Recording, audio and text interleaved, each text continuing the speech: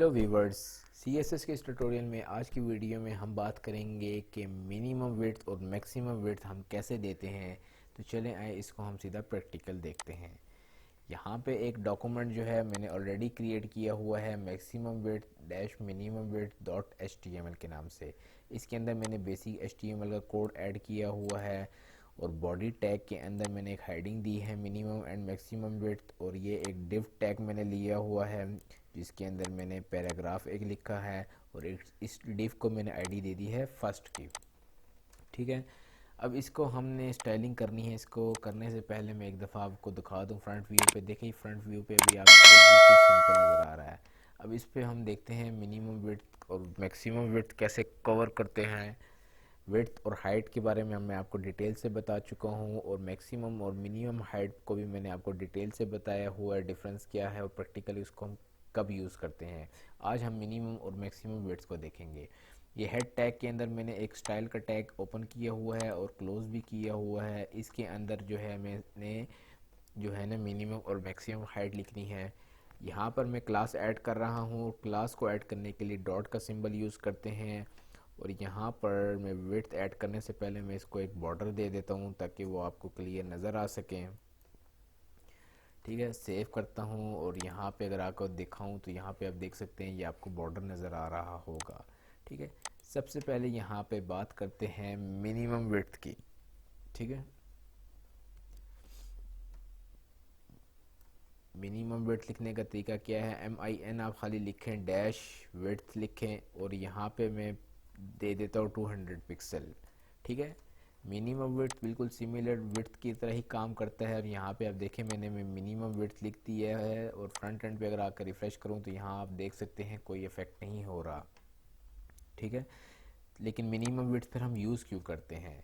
Minimum width हम use इसलिए करते हैं कि जब स्क्रीन छोटी होती है तो वहाँ पे हम इसको जब स्क्रॉल करके दिखाएं तो यहाँ पे आप देख सकते हैं कि ये विड्थ छोटी हो रही है तो कंटेंट ऑटोमेटिकली एडजस्ट हो रहा है। ठीक है, हमने विड्थ एक दे दी है कि 200 पिक्सल में रहने, उससे बाहर नहीं जाना, तो आप देख सकते हैं कि वो डिफ बड़ी हो रही है लेकिन वो कंटेंट उसी डिफ के अंदर जो है ना वो आपका एडजस्ट हो रहा है। तो इसलिए हम यूज़ करते हैं मिनिमम विड्थ।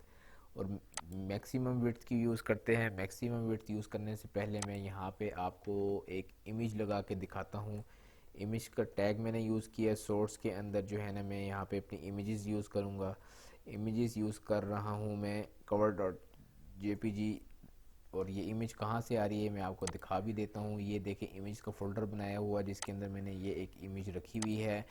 इसको मैं यहाँ पे अपने पास शो करवा रहा हूँ और अब मैं इसको फ्रंट व्यू पे भी अगर आपको दिखाऊं तो ये आप देख सकते हैं कि इमेज यहाँ पे आपको शो हो रही है। लेकिन यहाँ पे आप एक और चीज़ भी देख सकते हैं कि नीचे स्क्रॉल बार भी आ गया है क्योंकि इमेज की विड्थ बहुत ज़्यादा है और हमने मिनिमम हाइट इसको दी हुई है 200। तो हमें यहाँ पे इमेज को भी सेट करना होगा। तो यहाँ पे मैं इमेज का टैग लगा के इसकी विड्थ में कर देता हूँ 100%। ठीक है, और इसको मैं अगर दोबारा सेव करूँ तो यहाँ पे आप देख सकते हैं ये बिल्कुल एडजस्ट हो गए उस मिनिमम हाइट के अंदर। ठीक है, आप जब भी इमेज का टैग यूज़ करते हैं आपको उसकी विड्थ लाजमी मेंशन करनी होती है क्योंकि मेंशन ना करें तो नीचे फिर वो स्क्रॉल बार आ जाता है। तो ये था आपका मिनिमम विड्थ। अब यहाँ पे हम बात करते हैं मैक्सिमम विड्थ की। ठीक है, मैक्सिमम विड्थ क्या होती है कि यहाँ पे जैसे मैं कह देता हूँ मैक्सिमम विड्थ में 500 पिक्सल देना चाहता हूँ। ठीक है, और इसको मैं अगर रिफ़्रेश करूं तो ये आप देख सकते हैं ये मैक्सिमम विड्थ 500 पिक्सल हो चुकी है। और यहाँ पे अगर मैं 1 मिनट के लिए इमेज का टैग को ख़त्म करूं तो ये आप देखें ये ओवरफ्लो कर रहा है। तो इसको एडजस्ट करने के लिए जो है ना आपने इमेज को भी देनी होती है विड्थ और हाइट। अब यहाँ पे अगर मैं अपना कंटेंट ऐड करूँ ज़्यादा, अपने कंटेंट को मैं अगर बढ़ाऊँ और यहाँ पे मैंने इमेज को अभी तक नहीं दिया ना, वो मैं अभी आपको बताता हूँ। ये देखिए कंटेंट जो है ना वो हाइट वाइज तो बढ़ता जा रहा है क्योंकि हमने विड्थ ही 500 पिक्सल दी है।